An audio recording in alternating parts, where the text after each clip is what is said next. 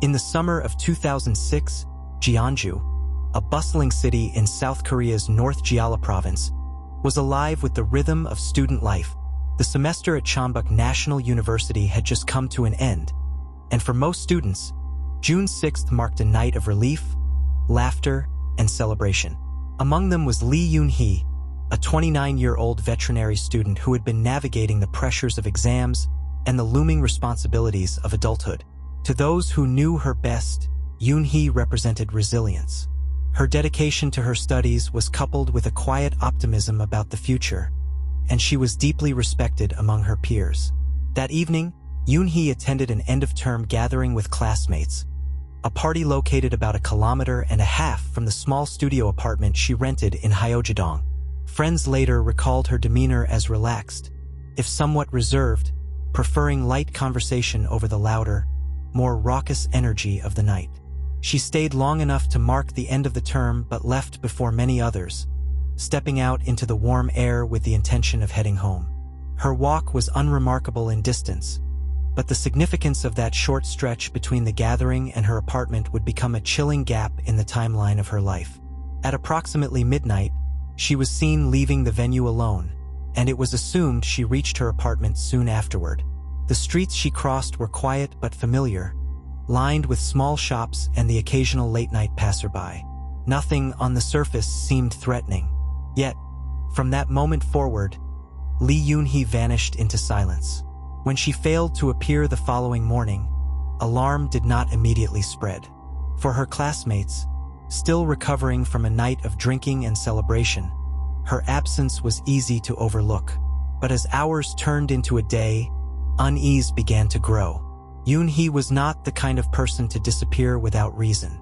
She maintained regular contact with her family, and her academic responsibilities demanded structure.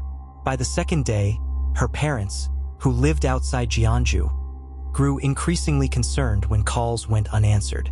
Her studio apartment became the focus of worried inquiries. The small space she rented was modest, just large enough for her essentials.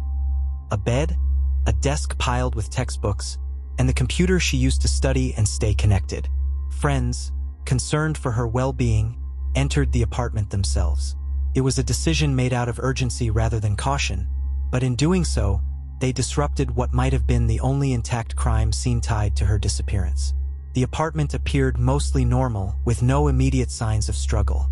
Her belongings were in place, suggesting she had indeed returned home after the party. But Yoon-Hee herself was nowhere to be found.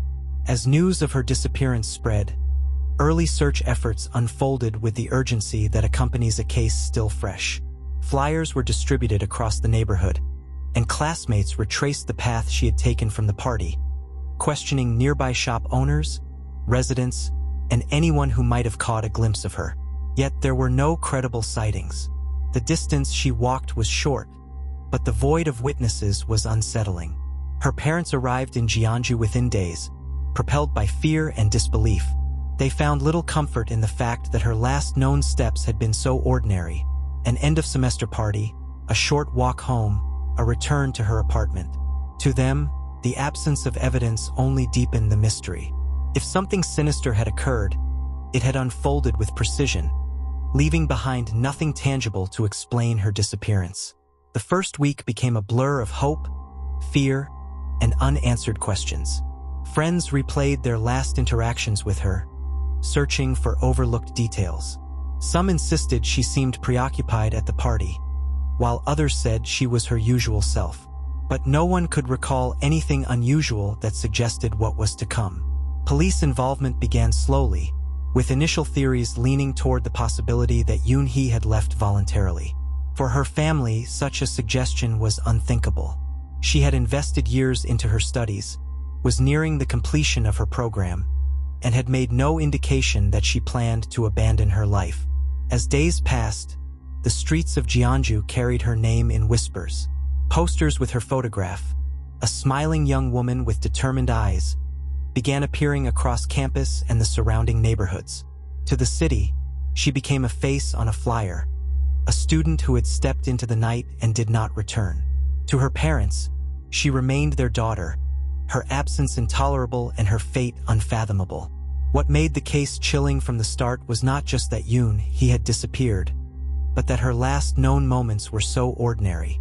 There was no dramatic departure, no sign of danger. Her walk home from a party, a distance countless students traveled without incident, became the fragile thread upon which the mystery of her life unraveled. By the end of that week in June 2006, one fact was undeniable. Something had gone terribly wrong in the quiet streets of Namyangju, and Lee Yoon-Hee had become another name in the growing list of unexplained disappearances. The city moved forward, but her absence lingered like a shadow. Every detail from that night, the time she left the gathering, the path she walked, the apartment she returned to, became a focal point for speculation. And for her family, the torment was only beginning. The questions were endless, and the answers, even in those early days, seemed impossibly out of reach. You're watching Trace of Evil, where we reveal true crimes, unsolved disappearances, and mysteries surrounding crime. Like and subscribe to watch more episodes from our channel. Let's get back into the story of Lee Yoon-Hee. In the early stages of any disappearance, time is the single most critical factor. The first hours and days often determine whether clues can be preserved, leads can be followed, and truth can be uncovered. In the case of Lee Yoon-Hee, those first days were squandered, and what could have been vital evidence was allowed to slip away, irretrievably lost to neglect and carelessness. When police officially entered the picture, they arrived to a scene already altered beyond recognition. Yoon-Hee's friends, in an effort to help, had entered her apartment days earlier, searching for any indication of where she might have gone. They cleaned, they moved items, and in doing so, unintentionally destroyed the chance to secure a preserved crime scene. What investigators encountered was not the untouched space of a woman who had vanished, but a room already sanitized of its potential secrets. This alone might have been a critical misstep, but what followed made it worse. The investigation appeared sluggish from the beginning. Authorities leaned heavily on the possibility that Yoon-Hee had left voluntarily. This framing not only dismissed the very real concerns of her family, but also influenced the way evidence was treated. Leads were not pursued with urgency. Witness canvassing around her apartment and the party location was minimal. Surveillance opportunities, already limited in Namyangju at the time, were not immediately seized. The momentum that could have existed in those crucial first days evaporated under hesitation and misjudgment. Then came a revelation that left her family reeling. On June 13, 2006, one full week after her disappearance, Yoon-Hee's computer was accessed. This should have been the turning point in the investigation, the moment where digital forensics could unravel the movements of whoever had entered her private space.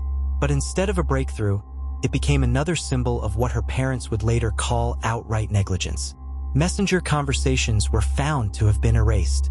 Portions of her search history and browsing records had been deleted. In the digital age, such tampering screamed of intent. Someone, at some point, had tried to erase fragments of her digital footprint, perhaps conversations that might reveal who she spoke to last, or searches that could indicate her state of mind.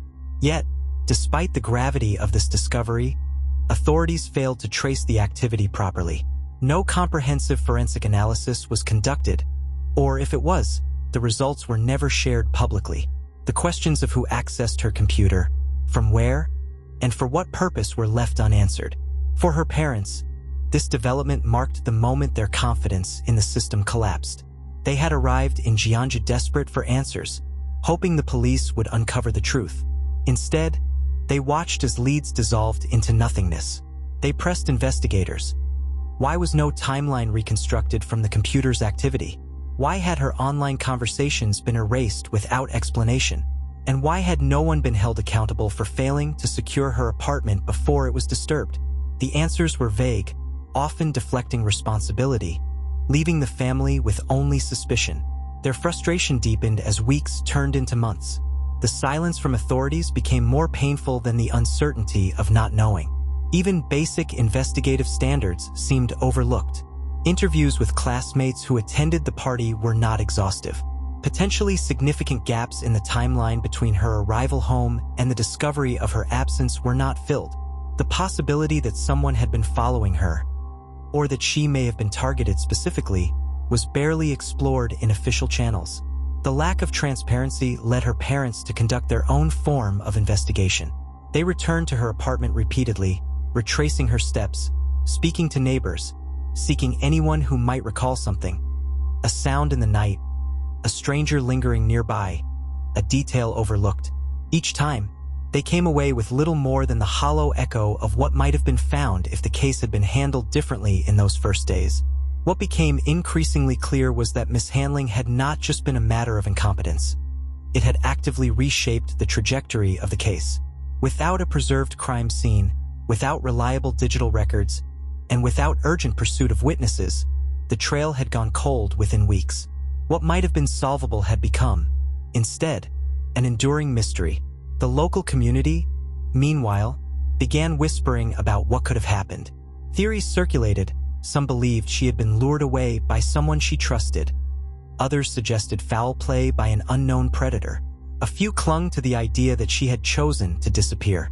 Each theory, however, was hindered by the same obstacle: the absence of verifiable evidence. Her parents did not accept this void. They wrote letters, appealed publicly, and confronted police about the failures in procedure. They spoke to journalists and tried to keep her story alive in a country where missing persons cases often faded quickly from public consciousness. Their voice grew louder not just out of grief but out of necessity. Without their persistence, even the little that was known about Yoon-Hee's final days would have been buried in bureaucratic silence. The compromised investigation became a second loss, layered on top of their daughter's disappearance. It robbed them not only of potential answers but also of trust. Trust in the very institutions meant to protect citizens and deliver justice. The sense of betrayal was deep, and it would continue to haunt them long after the initial search ended. By the end of that summer, the disappearance of Lee Yoon-Hee had shifted from a local mystery to a symbol of institutional failure. Her case demonstrated how fragile the pursuit of truth can be when urgency is replaced by hesitation, when evidence is discarded instead of preserved, and when families are left to fight against silence. What began as the unexplained absence of a student had now become a haunting story of both loss and neglect, one that her parents would never stop pushing to bring back into the light. As days turned into weeks after Lee Yoon-Hee's disappearance, her absence left behind not only grief but also a void that quickly became filled with speculation. In small towns, rumors travel faster than truth, and Namyangju was no exception. Every whisper became a clue, every shadow an accusation.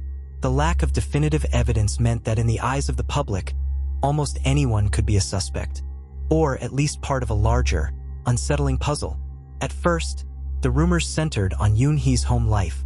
Some neighbors claimed her marriage had been under strain long before the night she vanished. They spoke of muffled arguments and cold silences that sometimes spilled beyond the thin walls of their modest home. Others argued that her husband, though a quiet man, seemed deeply troubled after her disappearance, his sudden bursts of emotion alternating with moments of strange detachment.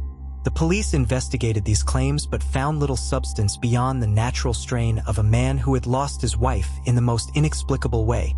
Still, suspicion lingered. Parallel to these domestic theories came unsettling reports of a stranger. Several locals recalled seeing an unfamiliar man near Yoon-Hee's neighborhood in the days before she disappeared. He was described as middle-aged, dressed neatly but inconspicuously, and often seen lingering near the corner store or parked along the street in a dark sedan. Some insisted he was watching her, though no one could say for certain whether it was coincidence or something sinister. The authorities searched for the man but could not confirm his identity or even prove he existed beyond scattered recollections. Meanwhile, the case began to attract attention from outside Namyangju. Local newspapers picked up the story, framing it as yet another example of the unsettling number of missing persons cases in South Korea during the late 1980s and 1990s. These articles emphasized a troubling statistic. Many of these disappearances involved young women, often in their 20s or 30s, who seemed to vanish without warning while going about routine daily activities. Yoon-Hee's case fit the pattern almost too perfectly. This led some to speculate about the possibility of a serial offender operating in the area, quietly preying on women without leaving a trail. These theories gained traction when investigative journalists began connecting her case with other unsolved disappearances, though the connections were often tenuous at best. Still, The suggestion was enough to fuel fear. Families across the region began imposing curfews on their daughters, and women reported feeling unsafe walking home alone after dark. Yoon-Hee's disappearance had grown beyond her family. It became part of a larger cultural anxiety. Adding to the unease was the way her case unfolded in the media. Each article, each television segment, carried with it a slightly different narrative. Some painted her as a loving wife who was cruelly taken. Others portrayed her as a troubled young woman who may have left voluntarily, and a few whispered about darker secrets that might have motivated her to run. The inconsistency blurred the line between fact and fiction, leaving even those closest to her questioning what they truly knew. At the same time, Yoon-Hee's family found themselves living in a limbo of hope and despair. Her parents traveled frequently to Namyangju, standing at police stations, passing out flyers, and even appealing to local government offices for more resources. Their desperation was raw and visible. Each sighting of a woman who vaguely resembled Yoon-Hee sent them into a cycle of frantic searching, followed by crushing disappointment when it turned out to be a false lead. The police, under increasing public pressure, announced that they were expanding the scope of the investigation. They retraced Yoon-Hee's steps on the evening she disappeared, canvassed nearby businesses for overlooked witnesses, and even revisited the small lake where she was last seen. Search dogs were brought in again, combing the woods with methodical precision. Yet once more, nothing conclusive surfaced. This mounting frustration gave rise to another theory, one rooted in systemic failure rather than crime. Activists argued that the disappearance might have been solvable if law enforcement had acted with greater urgency in the critical first 48 hours. They pointed to missing documentation, inconsistencies in interviews, and a lack of coordination between local police and regional authorities. For them, Yoon-Hee was not only a victim of a potential abduction but also of an indifferent system that had failed her. The conflicting narratives, was it her husband, a stalker, a serial predator, or the negligence of the police, created a cloud of uncertainty that has never fully lifted. Every theory carried weight, yet none could be proven beyond speculation. For the residents of Namyangju, the case became less about finding closure and more about enduring the constant unease of an open-ended tragedy. What makes Yoon-Hee's disappearance especially haunting is not just the mystery of what happened to her, but how the lines between reality and rumor became almost indistinguishable. Each passing year without answers has only deepened the void, ensuring that her name remains more a question than a memory. And as the case slipped from headlines into cold files, the unanswered questions remained etched into the minds of her family and community. Was she taken by someone who had been watching her all along? Did she cross paths with a predator at exactly the wrong moment? Or did the truth vanish with her, never meant to be known? As days turned into weeks after Lee Yoon-Hee's disappearance, her absence left behind not only grief but also a void that quickly became filled with speculation. For the residents of Namyangju, the case became less about finding closure and more about enduring the constant unease of an open-ended tragedy. What makes Yoon-Hee's disappearance especially haunting is not just the mystery of what happened to her, but how the lines between reality and rumor became almost indistinguishable. Each passing year without answers has only deepened the void, ensuring that her name remains more a question than a memory. And as the case slipped from headlines into cold files, the unanswered questions remained etched into the minds of her family and community. Was she taken by someone who had been watching her all along? Did she cross paths with a predator at exactly the wrong moment? Or did the truth vanish with her, never meant to be known?